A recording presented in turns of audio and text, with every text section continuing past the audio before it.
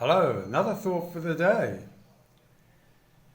I never put myself up as the person with the worldly knowledge of all, but I do say that one living in the Philippines as I do, on a pension that I do, doesn't matter how much really, the fact remains is the most important aspect of a pension is that it's regular, is that you receive it on a monthly or every 4 weeks.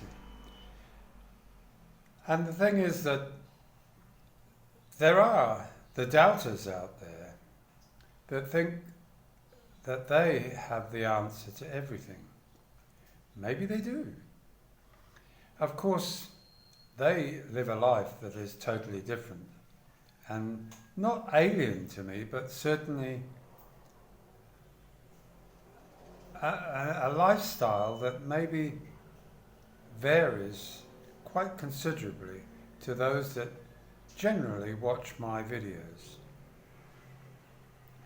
The main reason for doing these videos is to provide as accurate, and I say accurate, based upon my own observations. I'm sure you'll try and trip me up if you feel the need. But the reality is, I doubt that all Americans, for instance, know the ins and outs of the English pension system, or the Australian pension system, or the Canadian pension system, but they sure need to tell me that I have very little knowledge of it. Fine. Do I really need that knowledge when fellow Australians and Americans and Kiwis tell me their situation quite freely and openly? Some of them have veteran affairs connections.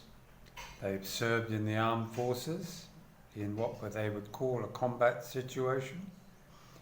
And one can only imagine that some kind of extra provision has been made for those particular returned servicemen.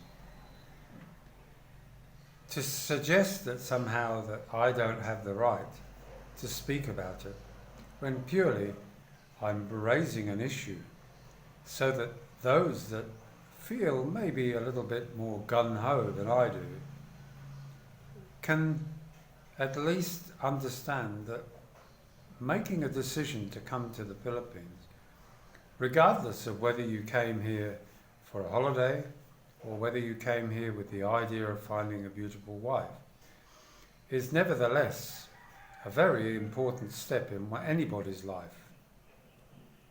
So, having had 7 years of experience living here, I can give you an insight as to what it's like to live with a Filipino, the way they behave, the way they react to us as foreigners, the way they act to us as husbands often, because there is a common thread that runs through everybody's relationship when they are married to a Filipino.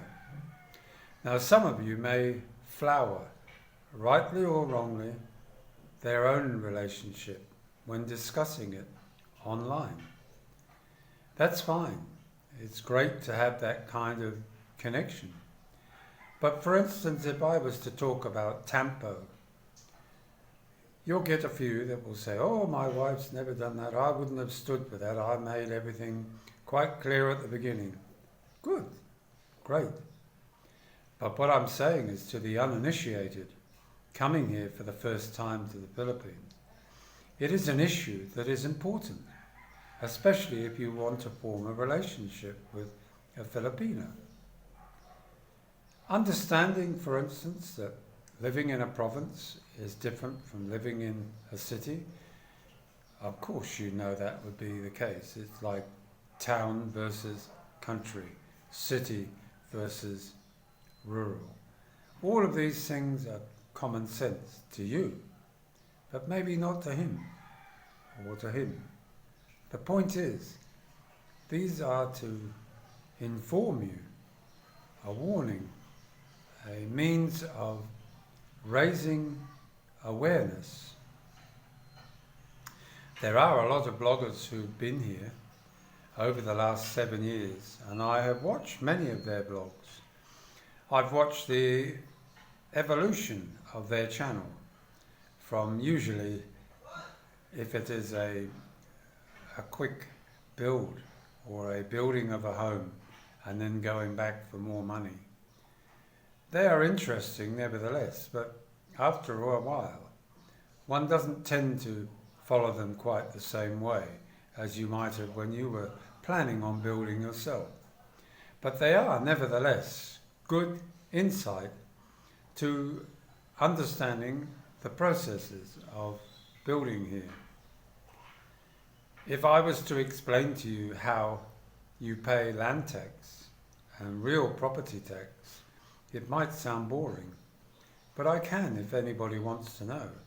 Why? Because my wife works for the government, and therefore, as a result, she has inside knowledge. Inside knowledge in the sense that she deals with it for the last 20 years. As far as living with a Filipina, I've lived here and I've had my carer look after me. And as a result, I've also lived in a home where adult young ladies are as well. When I say adult, young adults, from 16 and 15, right up now to 22 and 23. And therefore, I have an insight in terms of having stepchildren. Not every situation is the same, but it gives you a yardstick from which to measure from where you are standing with your new partner and your family.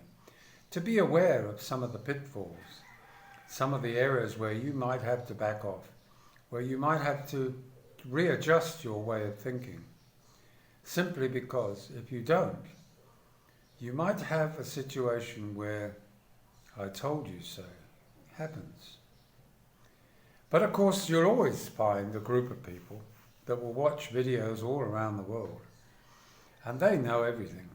They seem to think that their situation is so unique and so normal that they don't need anybody else's thoughts and ideas. Fine, that's their prerogative. But nevertheless, the videos that I do put out are clearly as a guideline and an information, an insight, always, nothing more. If you wish to comment, fine, go ahead. I always try and answer them. If it's self-explanatory, I might just give you a heart. But generally speaking, if it's more in depth, people send me emails and I try and respond to those too. I'm not that great because I don't check my emails every day, but I do check them and I do respond to them. But back to the point that I'm making is that there's all different measures, all different ideas that are here as an expat living in the Philippines. Some of you may walk down the street and think, my God, what have I come to? Some might walk down and say, wow, this is heaven. Some might call it paradise. The point that is made is that in my retirement, my objective is to have a stress-free life, to enjoy the former, the end of one's working career and heading towards that green pasture. And therefore, it should be an enjoyable journey for all. Not just me, but for those around me. Living in a small barangay here in the countryside of the Philippines is a great example of how life used to be. And when we look back and remember the memories of growing up in a small village in the UK, it's a pleasure to feel that we can experience that again as an adult here in my barangay, where I'm just treated like, okay, I'm a foreigner. It's pretty hard not to be seen as that. But they always smile and they will talk to me. And they will always make the effort to stop and say hello. Even when they're driving around on a motorbike, they'll stop and say something to you. Because every human being likes contact. And therefore, that adds to the flavour and joy of living here in the Philippines. So I do hope that sometimes when you think I'm knocking Americans, I'm not really. I'm aiming at them. I'm aiming at you. In other words, you are my target audience as a general rule. And there are a lot of Americans that do make some dreadful mistakes coming here.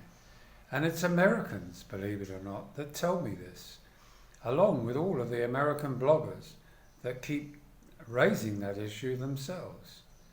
So maybe it's a thing that you guys, because you're American, you don't like a Brit telling you how you think life should be. Because coming from another American, it seems to be passed over. No particular problem hearing it from an American. Well, I'm not going to be so rude as to put on an American accent, as bad as it might be, just to keep you guys off my back. Because the reality is, I have absolutely no problem with Americans. I have a problem with people who keep suggesting that you can't live on this and you can't live on that. And that is BS. You can live on what you set as your example to live on. If it's not enough, then you know that you haven't achieved what you needed to do. And that is to make sure, when you do come to another country, you have sufficient funds and the wherewithal to return if you need be, to gain more funds, to return again, maybe in a better financial position. And if that's all I'm going to be accused of, giving you that information as best I can, as my mother might have said, if the cap fits, wear it. Anyway, to all those bloggers out there that may be being a little bit rose-coloured glasses, you don't really need more than $2,000 Australian a month to live. You do your own calculations and you tell me if I'm wrong. No doubt there'll be a few that will, but the vast majority of you lovely Americans will support this channel as you have in the past. And I appreciate all your warm and comforting words to carry on saying how I feel.